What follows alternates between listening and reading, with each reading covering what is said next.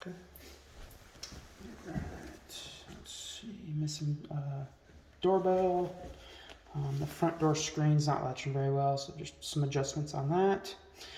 Some of the soffit vents, the screens are missing. There's one missing one and a loose one as well, so I'd recommend rescreening those. Keep the birds out. Looks like an old doggy door or something on the left side of the house. I'd recommend painting that up a little bit better. And some areas of failing paint on the siding, so I'd recommend painting up that siding. Gas meter looks good. Main water shutoff's on the left side of the house by the gas meter. Some areas of failing paint on some trim. Electric panel, it's at the back of the house. It's not labeled up very well. There's only 2 breakers that are labeled here. The rest of them aren't, so I'd recommend labeling up those breakers. It's a 100 amp main, so definitely a good size for the house. Inside, all the wiring looks pretty good. They did run a 30 amp, some wiring to a 30 amp. It goes to the base of the panel. They didn't install a grommet where it goes through. And then they just left that exposed wiring. Okay. So that should be an exterior conduit and secured to the wall. It looks like they just abandoned this, so they could just remove it too. 30 amp would have been for what, you think? Probably like a welder or something. Okay. Yeah, it looked like it went into the garage and then it kind of disappears. So it looks like they did some past repairs on the drywall where it went to. So I'm thinking they just abandoned it. So probably best thing to do is just remove it. Okay.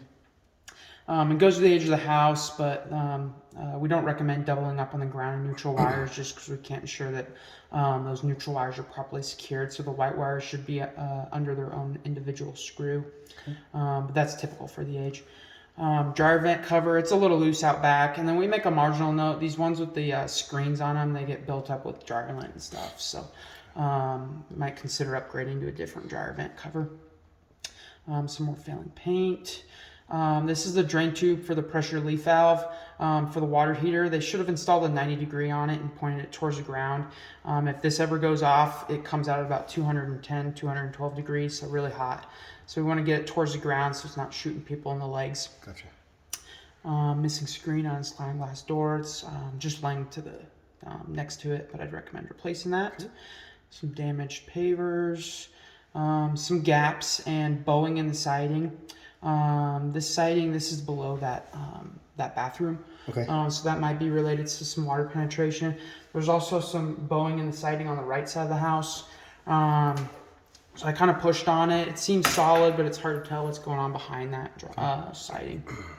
Hose bib at the back of the house is not anti-freeze, anti-siphon. So I'd recommend upgrading that for freeze safety. Water pressure's good. One window at the front of the house has a failed seal, and then a couple of the windows aren't latching very well, so I'd recommend some repair on those. Crawl space vent at the back of the house is missing a screw. I'd recommend replacing that so mice don't get in the crawl. This at the right side of the house, got some bowing in the siding there as well. Okay. And it looks like they made some past repairs in some areas on the right side of the house. So you might ask the seller what they were trying to do there. Maybe trying to fix up some of the bowing in the siding. And then the ramp out front, I'm not sure if he's wanting to get rid of that or not, but there is some earth to a contact, so I'd recommend repair on that to prevent any damage or any pest intrusion.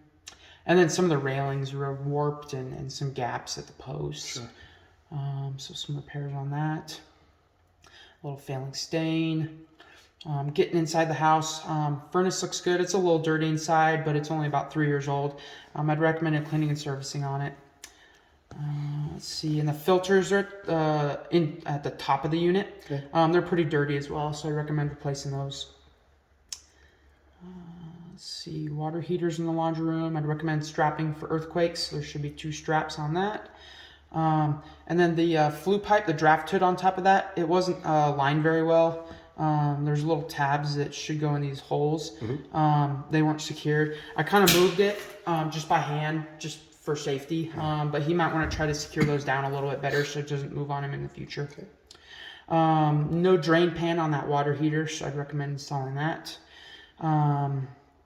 Let's see, but that water heater was 10 years old, so it's a newer water heater. It's a 40 gallon. Okay. Missing striker plate on a door frame.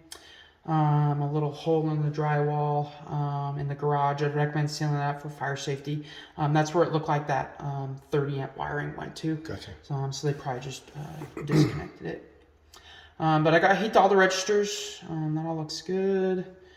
Water temperature, it's 92 degrees. It's turned down a little at the water heater, so you might want to turn it up when he moves in. Oven and cooktop work properly. No dishwasher installed. A little bit of past water damage underneath the sink. No active leaks or anything underneath this kitchen sink though. Missing screen on this garden window in the kitchen. No GFCIs in the kitchen as well. So I'd recommend upgrading those. And then the 2 outlets to the right of the stove here, they're reverse polarity, so they have the hot and the neutral reversed. So I'd recommend pulling that outlet and just swapping those wires. Shower pan, and then there's those gaps around the window and tile surround for that shower. Okay, can we just talk about that again? Yeah. So the shower, got the window in the shower. They didn't do a very good job sealing it up. There's pretty good gaps. I can see into the cement board and into the framing a little bit. They should have sealed that up a little bit better. There's a couple different ways to seal it up. But typically what we see is like a waterproof membrane installed like at the framing and at that window. So you could seal it up with some caulk, but that might not be the best repair. The proper way would be probably pop off all those tiles. And then try to seal up the framing and the window, and then replace those tiles. Okay. Let's see here.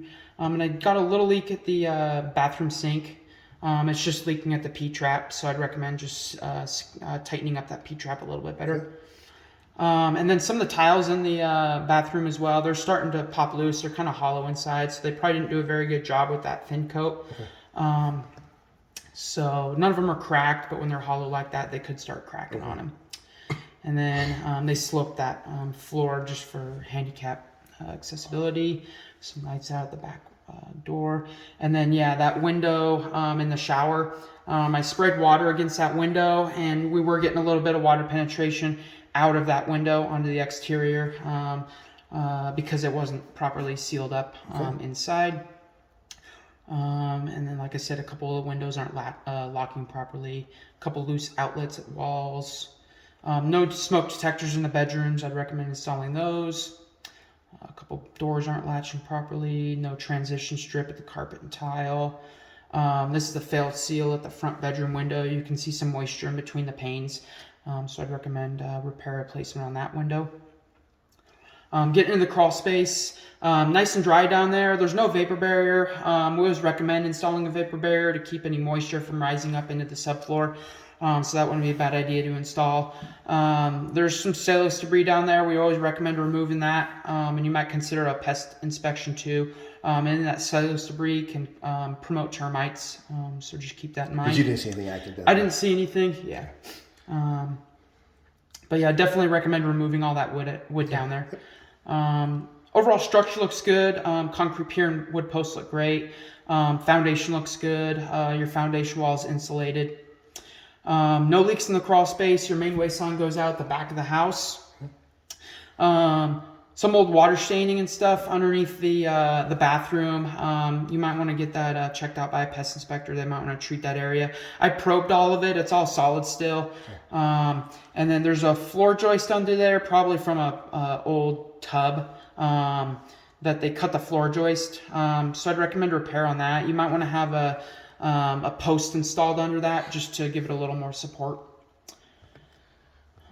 Let's see, and this isn't the best picture, but the duct going to the bathroom and the back bedroom, it's crushed a little bit. I'd recommend repair on that just to allow for proper airflow. Let's see, but totally dry in the crawl space. Main water line's copper. All your water lines in the crawl space are copper as well.